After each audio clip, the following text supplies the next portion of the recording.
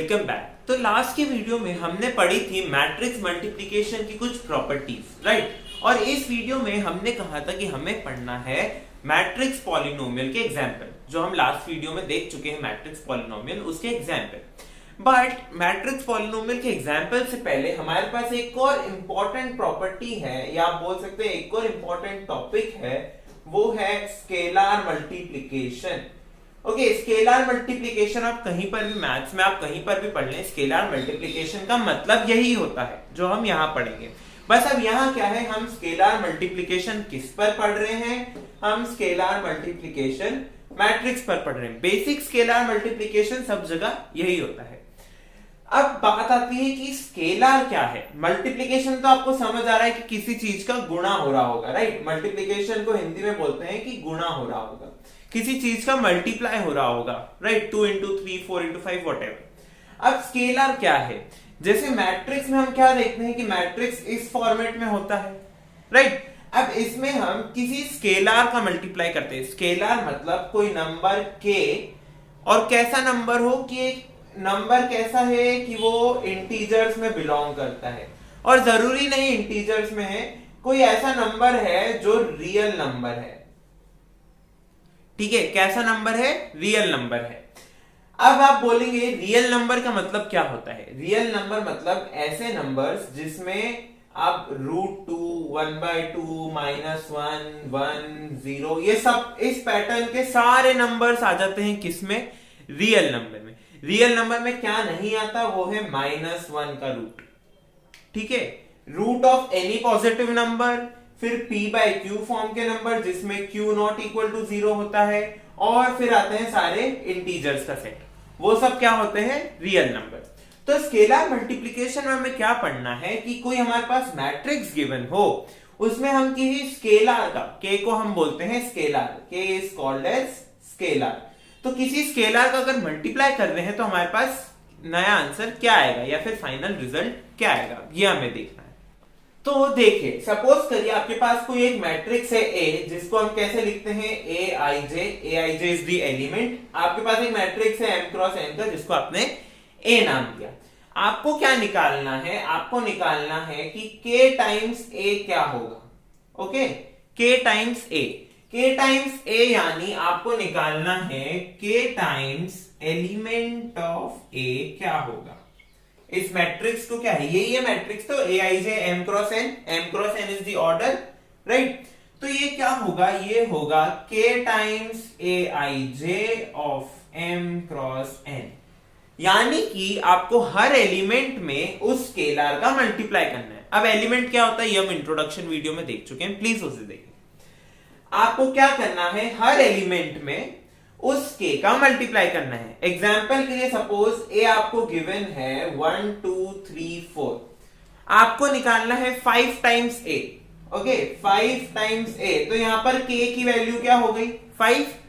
तो हमारा ये क्या बन जाएगा, 5 times of 1, 3, 2, 4, which is 5 into 1 is 5, 5 to 10, 15 and 20। तो आपका 5 टाइम्स a क्या होगा, ये मैट्रिक्स होगा। इसमें आपको क्या दिख रहा है कि आपको हर एलिमेंट में 5 का मल्टीप्लाई करना है। देखिए, हर एलिमेंट में मैंने क्या करा, 5 का मल्टीप्लाई कर दिया। तो ऐसा मैट्रिक्स जिसमें हम किसी स्केलर का मल्टीप्लाई करें और जो हमारा फाइनल आंसर आएगा, ये हो जाएगा हमारा स्केलर मैट्रिक्स, ठीक है। ये मैं नाम सिर्फ बोल रहा हूं कि इसको हम क्या बोल सकते हैं, स्केलर मैट्रिक्स। जैसे अब आप बोलेंगे कि स्केलर ही क्यों, ठीक है। एक ऐसा टॉपिक होता है मैथ्स में जिसमें हम वेक्टर्स पढ़ते हैं, ठीक है। ये आपको बाद में आएगा थोड़ा आगे जाके। तो वेक्टर मल्टीप्लिकेशन भी होता है, स्केलर मल्टीप्लिकेशन भी होता है, अलग अलग तरह के मल्टीप्लिकेशन होते हैं। लेकिन मैट्रिक्स में पर्टिकुलरली हम क्या पढ़ रहे हैं, स्केलर मल्टीप्लिकेशन। ओके, तो आपको समझ आ चुका है स्केलर मल्टीप्लिकेशन क्या होता है, कि आपको अगर कोई मैट्रिक्स गिवन हो और कोई स्केलर का उसमें मल्टीप्लाई करना है, और वो स्केलर कैसा होता है, k belongs to real number, यानी कि रूट ऑफ कोई सा भी नंबर हो सकता है, and number is positive. a क्या है, पॉजिटिव नंबर है। p/q फॉर्म के नंबर हो सकते हैं, q नॉट इक्वल टू 0, और सारे इंटीजर्स यानी प्लस वाले, माइनस वाले और 0, इनमें से कोई सा भी नंबर हो सकता है k, ठीक है, आप उसका यहां पर स्टडी करते हैं कि स्केलर मल्टीप्लिकेशन क्या होता है। अब हम देख लेते हैं, जैसा कि हमने मैट्रिक्स मल्टीप्लिकेशन की प्रॉपर्टीज देखी थी, वैसे ही स्केलर मल्टीप्लिकेशन की प्रॉपर्टीज देखनी हमको। ठीक है, स्केलर मल्टीप्लिकेशन की प्रॉपर्टीज तो देखिए हमें क्या पढ़ना है, स्केलर मल्टीप्लिकेशन की प्रॉपर्टीज। तो हम मान लेते हैं कि a i j m cross n, b i j m cross n, ये हमारे क्या है, दो मैट्रिक्स हैं। और जैसे हमारे पास एक स्केलर था k, वैसे हमारे पास एक और स्केलर है l। ये हमारे क्या है, टू स्केलर्स हैं। ठीक है, हमारे पास दो मैट्रिक्स हैं a और b और दो स्केलर्स हैं k और l। इस पे हम प्रॉपर्टी डिस्कस करते हैं। अब यहां हम जो प्रॉपर्टी डिस्कस करेंगे वो हर मैट्रिक्स और हर स्केलर पे अप्लाई होगी। पहली प्रॉपर्टी है कि अगर आपके पास दो मैट्रिक्स का एडिशन है और उसके बाद आप उसमें स्केलर मल्टीप्लिकेशन कर रहे हैं, तो उसका आंसर क्या आएगा, उसका आंसर आएगा कि आप अलग अलग मैट्रिक्स लेके उनका स्केलर मल्टीप्लिकेशन कर दें। ठीक है, देखिए ये क्या हो गया, एक तरह से डिस्ट्रीब्यूटिव लॉ ही हो गया कि आपने क्या करा, k टाइम्स a करा प्लस k टाइम्स b कर दिया। उसी स्केलर का अलग अलग मैट्रिक्स में मल्टीप्लाई करने पर हमें वही आंसर आता है जो उन मैट्रिक्स का एडिशन के साथ स्केलर मल्टीप्लिकेशन करने पर। ऐसी सेकंड प्रॉपर्टी क्या है हमारे पास, सपोज दो स्केलर्स हैं k और l, इसमें हमें a का मल्टीप्लाई करना है किसी मैट्रिक्स का, तो हमारे पास क्या आएगा, k times a plus l times a। इधर भी देखिए हमने क्या करा, a को इधर डिस्ट्रीब्यूट कर दिया।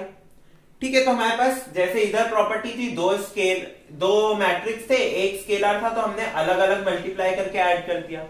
इधर हमारे पास है कि दो स्केलर का एडिशन है, उसके पास एक मैट्रिक्स है, तो हमने एक ही मैट्रिक्स को अलग अलग दो स्केलर के साथ ऐड कर दिया।